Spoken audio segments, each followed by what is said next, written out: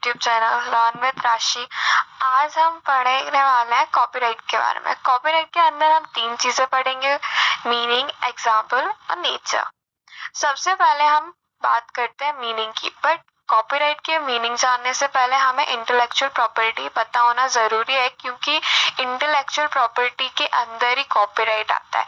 तो what is intellectual property?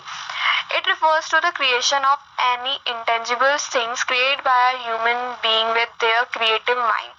Example: design, photograph, logo, painting, novel, etc. अब होता क्या है कि जो ये इंटेलेक्चुअल प्रॉपर्टीज होती हैं, ये एक जो ह्यूमन बीइंग होता है वो अपने आप एक ओरिजिनली क्रिएट करता है चीजों को, और इन चीजों को प्रोटेक्ट करने के लिए लॉ ने 3 चीजें बनाई है। एक पेटेंट, दूसरा कॉपीराइट और थर्ड इज ट्रेडमार्क। अब हम बात कर लेते हैं कॉपीराइट के बारे में। तो कॉपीराइट एक लीगल राइट होता है सिर्फ उस ओनर के पास जिसने उस चीज को ओरिजिनली क्रिएट किया है। उसके पास क्या राइट होता है कि वो उस चीज को कॉपी कर सकता है, यूज कर सकता है। कोई और उस चीज को यूज करके मीडिया या मार्केट पे शो नहीं कर सकता अपने नाम पे। या तो वो खुद जो ओरिजिनल क्रिएटर है, या तो वो उस चीज को कॉपी यूज कर सकता है, या फिर वो किसी और इंसान को या ऑथराइजेशन को वो राइट दे सकता है उस चीज को कॉपी करने का और रिप्रोड्यूस करने का, मीडिया या मार्केट में शो करने का।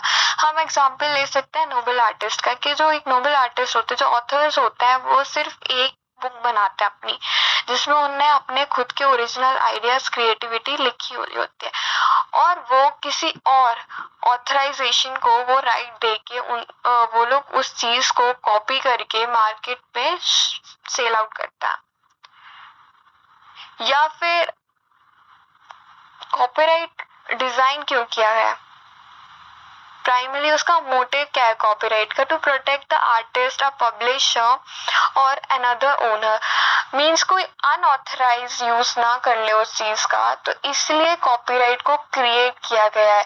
कि जो जैसे कोई आर्टिस्ट है, एक म्यूजिक आर्टिस्ट है, उसने कोई लिरिक्स लिखी है या गाना कंपोज किया है, और कोई और इंसान उस चीज को कॉपी करके यूज करे, उस चीज को अवॉइड करने को, और आर्टिस्ट पब्लिशर लोगों को प्रोटेक्ट करने के लिए कॉपीराइट बनाया गया। कॉपीराइट का सबसे बेसिक फीचर है ओरिजिनलिटी। मतलब जो आपने काम बनाया है, कोई भी चीज, वर्क है आपका, वो ओरिजिनल होना चाहिए, कॉपी नहीं होना चाहिए, तभी आप कॉपीराइट क्लेम कर सकते हैं, अदरवाइज नहीं। अब हम बात कर लेते हैं कुछ एग्जाम्पल्स की। पहला आर्टिस्टिक वर्क की, novel, poem, photograph, movie, painting, lyrics होगी, म्यूजिकल कंपोजिशन हो गया, एक्सेट्रा। सेकंड कंप्यूटर के अंदर जैसे एप्लीकेशंस वगैरह होती हैं, कोड हो गया, ये सब ओरिजिनली क्रिएट किए जाता है, तो ये इनके लिए भी कॉपीराइट होता है। और थर्ड, बिजनेसेस में भी कॉपीराइट होते हैं, जैसे बिजनेस प्रपोजल्स हो गए, आर्किटेक्चरल प्लान्स हो गए, database, marketing plan, business plan and etcetera. आगे बढ़ते हैं।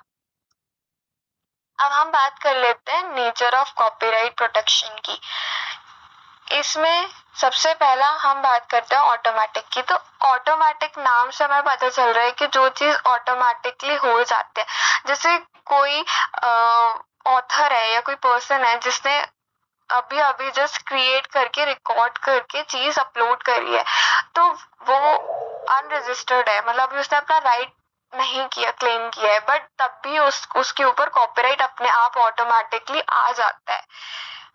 तो ये होता है ऑटोमेटिक। दूसरा बात करते हैं हम ओरिजिनलिटी की।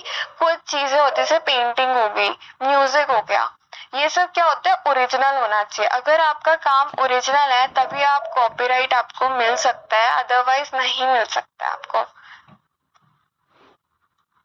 और थर्ड हम बात कर लेते हैं एक्सक्लूजन्स की। तो एक्सक्लूजन्स का मतलब होता है कि नाम से हमें पता चल रहा है एक्सक्लूजन्स मतलब कुछ एक्सक्लूड होना।